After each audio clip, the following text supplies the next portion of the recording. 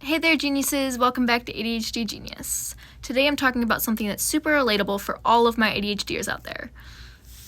Meltdowns. You know, those moments when your emotions get the best of you and you just lose it. Or the moments when everything feels like it's spiraling out of control and you just can't seem to catch your breath. Yeah, those moments. If you have ADHD, chances are that you know exactly what I'm talking about. But what causes these meltdowns? And more importantly, how can we regulate our emotions and prevent them from happening in the first place? So, grab some popcorn, get comfortable, and let's dive in. So, have you guys ever heard of the ADHD Volcano Model? Well, if you haven't, that's okay. It's an image that helps us to better understand how those of us with ADHD might experience an emotional buildup that could lead to an emotional meltdown.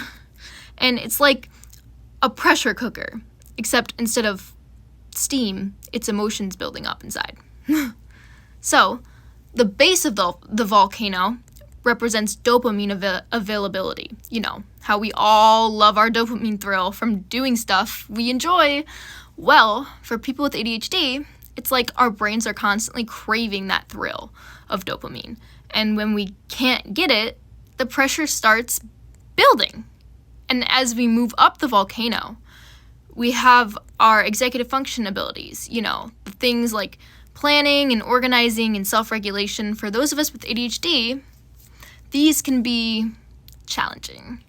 And then there are the performance influencers, things like expectations from others, self-pressure, and deadlines. And it's like adding more fuel to the fire. And finally, we have inattention and hyperactivity, the ADHD symptoms that can sometimes make it hard to focus and control our impulsive behaviors. So, what happens when all these factors combine? You guessed it, an emotional meltdown. It's like the pressure cooker finally blows its top. So now you might be wondering, what exactly is an ADHD meltdown? Well, to clarify, an ADHD meltdown is a sudden, extreme burst of emotions that can cause those of us with ADHD to act out because we tend to have trouble regulating our emotions. And it's like our emotions are a roller coaster ride gone wrong. 1 minute you're fine, and then the next you're screaming at the top of your lungs because someone asked you to do something. I know. It's like our brains are trying to process too many things at once, and suddenly, bam! Those of us with ADHD tend to experience more frustration in our day-to-day lives than a neurotypical person, which in turn increases our vulnerability to having a meltdown because of our difference in brain processing and ability to navigate emotional difficulty. And you see, those of us with ADHD will process our emotions differently than a neurotypical person. And some symptoms, for example, can cause an increased amount of frustration that may eventually lead to a meltdown. And ADHD symptoms that increase that likelihood of having a meltdown include, number 1, impulsivity. So, you know how sometimes we do things without thinking them through? Yeah, that basically sums up every day in my life. Impulsivity can also lead to risky behaviors or decisions that might trigger a meltdown. Number 2, emotional dysregulation. Emotional dysregulation is a trait often found to occur in those of us with ADHD, rather than being a specific symptom of ADHD. And those of us who struggle with emotional dysregulation will likely struggle to navigate situations that trigger an emotional response. This means an increased likelihood of tantrums or tantrum-like behaviors occurring. And number 3, disorganization. Disorganization is like playing a game of Jenga. One wrong move and the whole thing comes crashing down. And when speaking from personal experience, when my environment is chaotic, my brain just gets more anxious and overwhelmed. And actually, research has shown that those of us who struggle with organization may be more prone to having a meltdown due to the stress that often accompanies disorganization in the environment. And for example, someone with a messy room might begin to feel overwhelmed by the difficulty they have finding important things. And number 4, forgetfulness. Forgetfulness may also increase the likelihood of having a meltdown because it can be extremely disorienting and confusing to forget important dates, deadlines, or things needed to complete important tasks at school or work. And for example, a student might frequently forget to bring their homework to school, which results in them failing class or getting in trouble with their parents. In fact, research suggests that those of us with ADHD have difficulty with executive function skills like planning, organization, and self-regulation. And this means our brains have trouble processing emotions in the first place. It's like trying to filter through a messy inbox and everything gets jumbled up and overwhelming. So, now that we've identified what causes these meltdowns, how do we manage them? Well, here are 12 tips on how to manage and stop ADHD meltdowns. So, tip number 1, identifying your triggers. The first step in managing ADHD meltdowns is identifying your triggers. What sets you off? Is it a particular person, situation, or a task?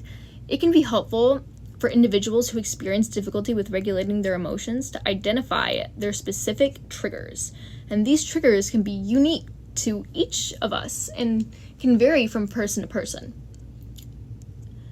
Tip number 2, try the 5-4-3-2-1 method. And this grounding technique can actually help you focus on your 5 senses to calm down and distract yourself from overwhelming emotions. And you could definitely try it out. Like focus on 5 things you can see, 4 things you can touch, and 3 things you can hear. 2 things you can smell, and 1 thing you can taste. Focus on your breathing is tip number 3. So focus on your breathing. Mindful breathing techniques can actually calm your nervous system and help regulate your emotions. So I recommend that you take slow, deep breaths in through your nose and out through your mouth. And feel the calm wash over you. Tip number 4, get better sleep. I know.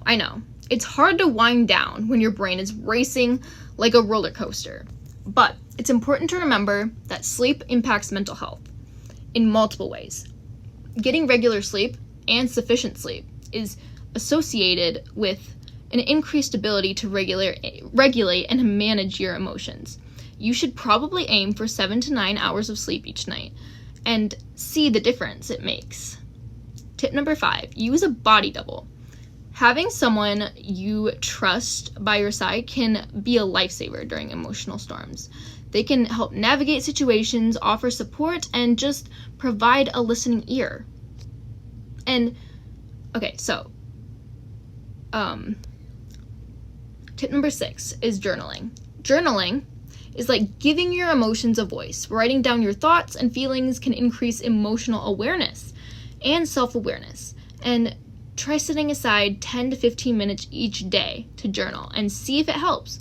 And then tip number 7 is therapy. Engaging in a regular behavioral therapy can help you learn strategies for managing your emotions and navigating or making